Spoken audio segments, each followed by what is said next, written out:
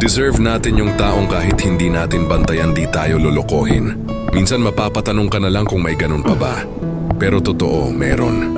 Kailangan lang natin matutong pumili at magtiwala sa tamang tao.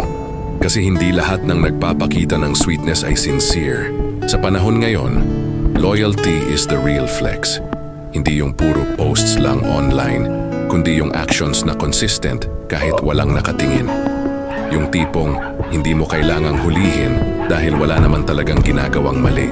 Ang sarap sa pakiramdam kapag may taong marunong rumespeto sa commitments.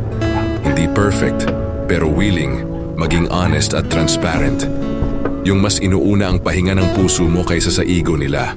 Totoong love is not about checking each other's phones every day.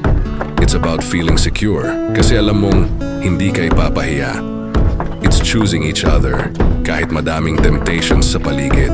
Kaya kung may taong ganito sa buhay mo ngayon, alagaan mo. At kung wala pa, huwag magmadali. Darating din yung taong hindi mo kailangang bantayan para lang maramdaman mong mahalaga ka. Wow!